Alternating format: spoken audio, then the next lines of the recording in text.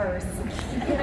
I'd experienced many of these moments with her at that point in my Mary Kay journey, but that day was different. I'll never forget her demeanor shift. She started talking about when she would no longer be with us.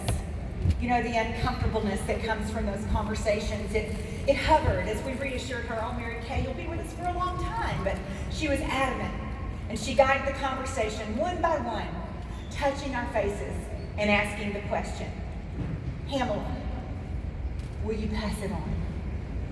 Each of us answered the same, yes, Mary Kay, I will pass it on. It would be our final meal with her. As the month following, a stroke took her speaking voice. Legacy grandson Ryan Rogers, brilliant leadership of Mary Kay presidents, our own Nathan Moore today, and corporate staff have guided us well since she passed on Thanksgiving 2001. Preserving the core values of who we are, what, and why we do what we do. My yes meant something, but I must say, as I challenge you today, any organization, country, church, or company is only one generation away from legacy extinction, lost culture, or worse. The future of our company, it's in your hands. What will it look like for you to pass it on? Just as DNA shows up in the way you resemble a parent or a family member, there's certain things about the way we do what we do in business that sets us up apart and reflects our legacy DNA. I'd like to share with you a few that I've ingrained and continue to prioritize over my 36 years with this extraordinary company. Number one, golden rule. Of all the scripture principles Mary Kay could have applied to her company, why do you think she chose the golden rule? Do unto others as you would have others do unto you. Well, for starters, we're all pretty selfish. We're wired this way from birth, and we naturally think about what's best for ourselves. In 1963, it was unheard of applying a biblical principle in tandem with starting a company. The golden rule draws on integrity, doing what you say you will do when you say you will do it. Seeing a goal through that you've committed to your sales director or your senior or your national sales director because you said you would. Not because it ends up being easy or convenient. Delivering that one mascara to the one customer on the day you said you would. Not because that day it fits into your schedule. Not at all. When we put a focus on encouraging someone else to success, sharing our product with great enthusiasm, seeing a hard goal through to victory, there's got to be a deeply rooted commitment of intention, one that becomes a habit, a character trait. Each of us has been impacted by someone else's investment of belief. Someone provided a spark of inspiration. They offered a challenge. They held out a hand along the way. My senior sales director, the late Nancy Perry, would always speak words of belief for vision I couldn't see. Pam, you're going to be a great sales director.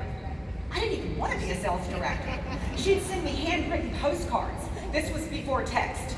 And just like you have a string of text, I had a stack of postcards that said words I couldn't embrace or visualize myself for myself until I did.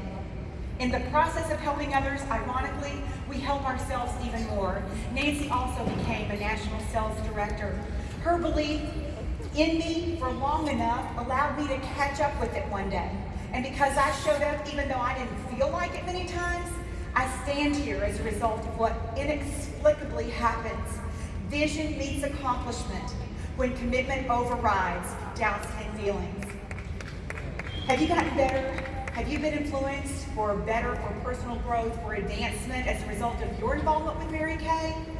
How can you pass it on more passionately, more consistently?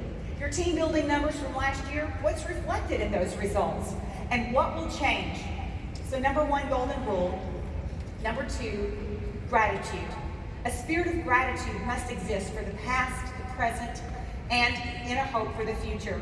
We've all heard, and many of us have experienced the benefits of keeping a gratitude journal or pausing in a moment of feeling blue to write, speak out loud the first 3 or 4 things that come to our mind for which we're grateful.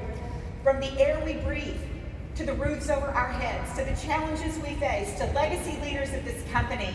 I mean, face it, unless we were one of the original 9, we all in some way rode on the coattails of our pioneers' hard work, brilliance, innovation, find-a-way creativity, and grit.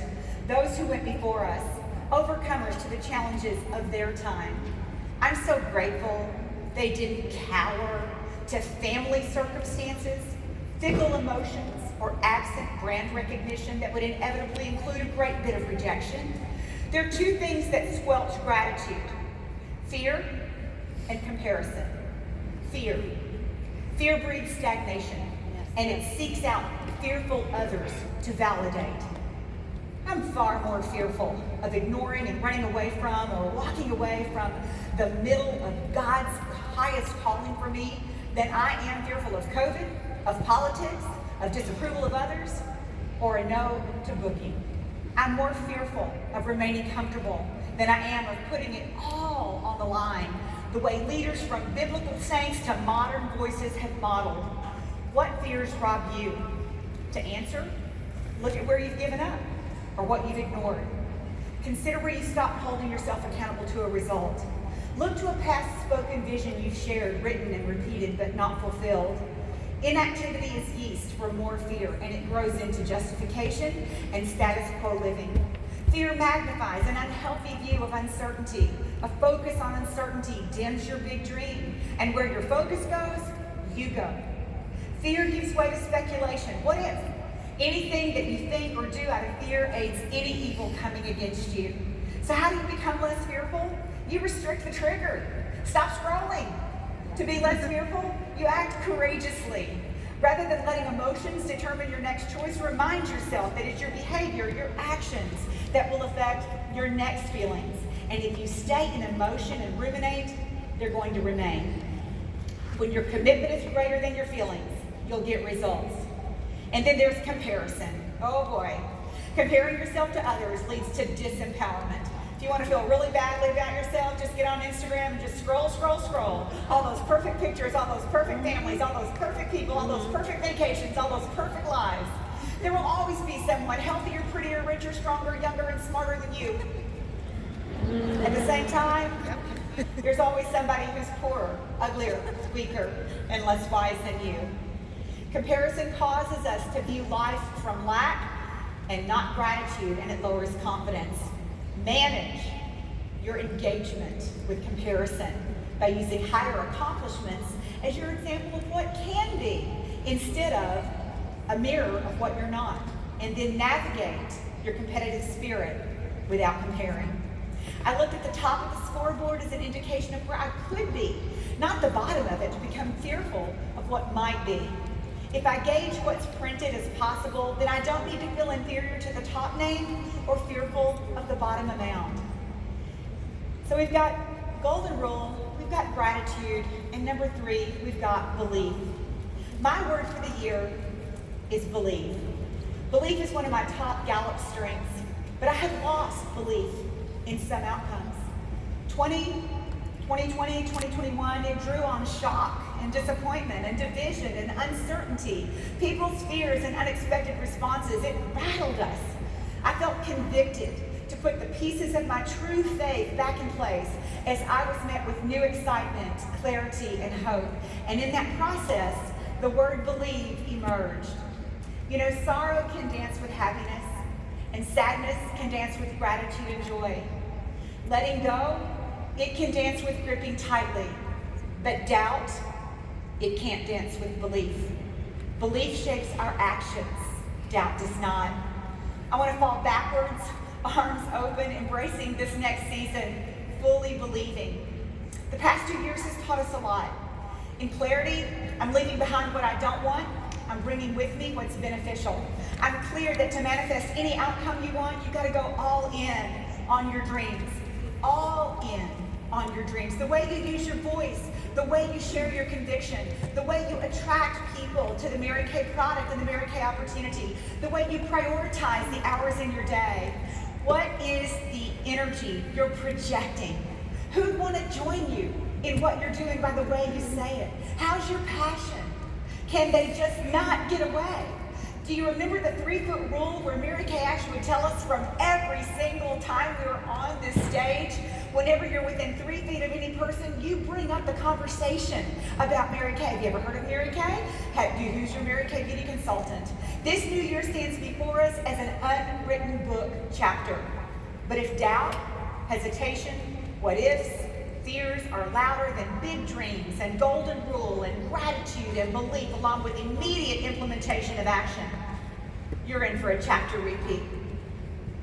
To emotionally connect with conviction, to pass it on, you must take charge of your daily inspiration. It's your role to keep yourself inspired. It's not anybody else's role.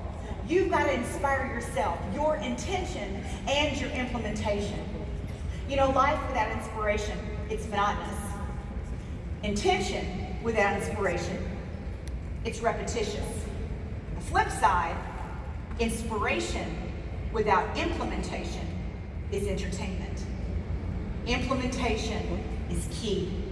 You can get as excited as you want to get, but when we walk out of here, you've got to implement.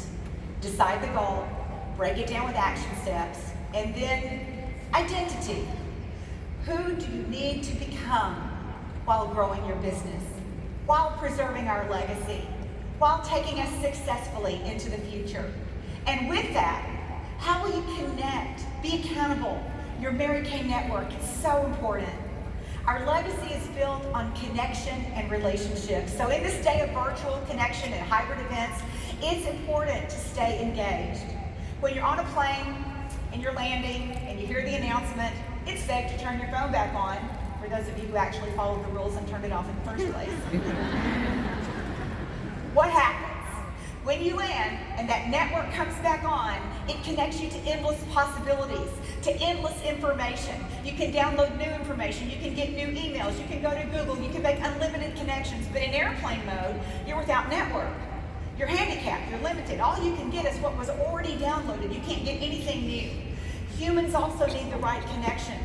And our internal gauge is constantly searching, just like that little wheel. It's searching for the right connections.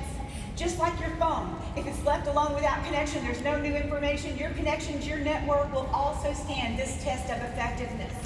Your best and worst seasons include who's in that season with you and who's not, so pay attention.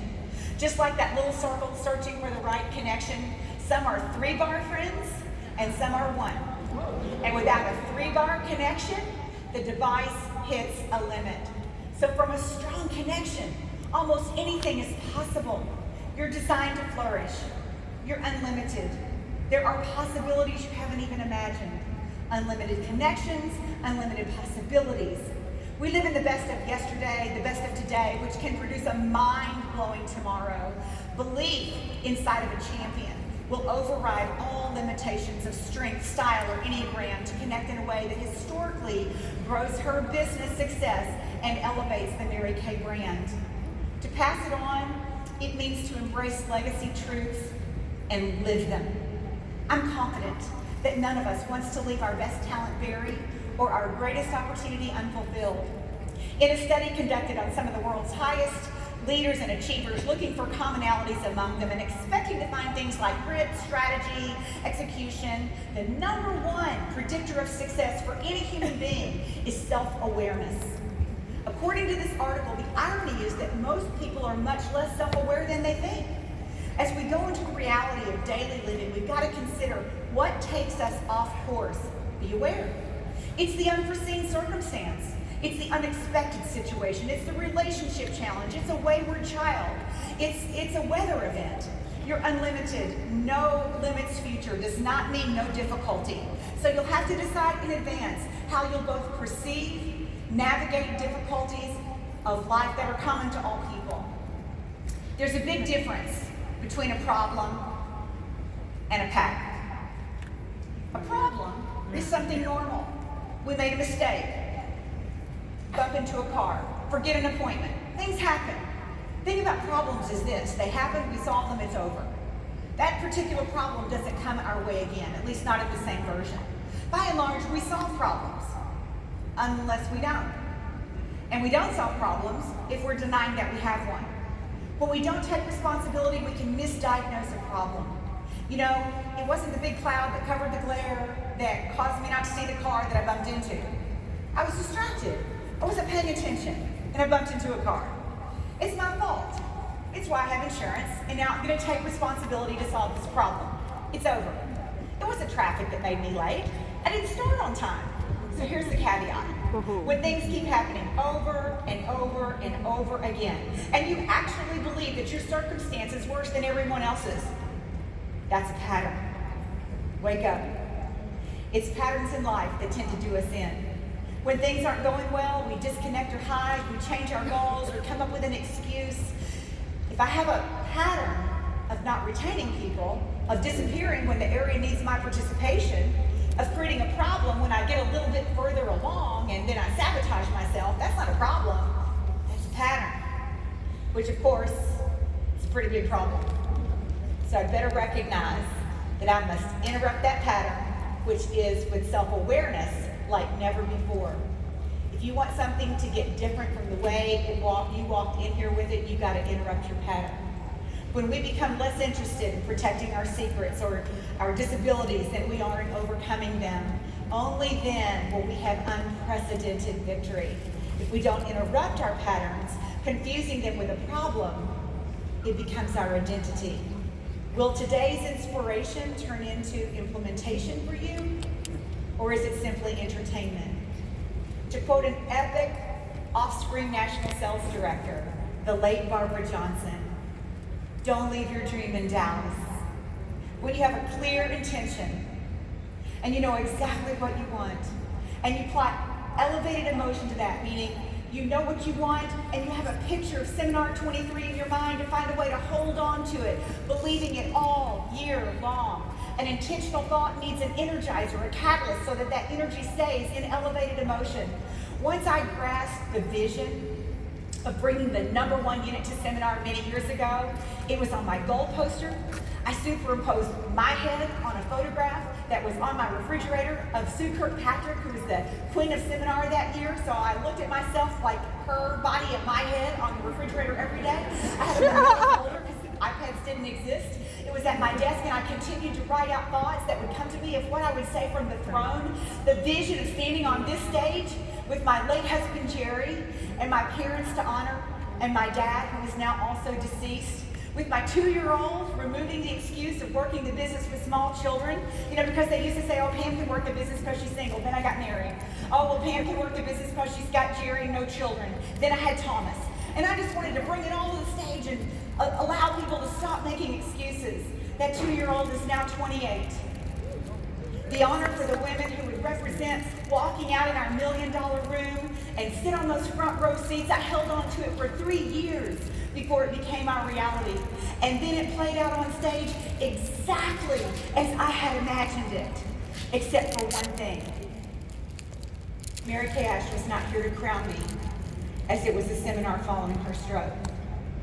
How long will you wait? How big will your dream be? How can you swell in elevated emotion every single day?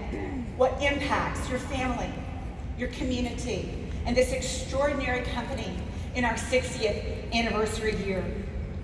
There's an older person inside of you, and she's counting on you to get it right. Our legacy, it's in your hands. Will you pass it on? God bless you. God bless you.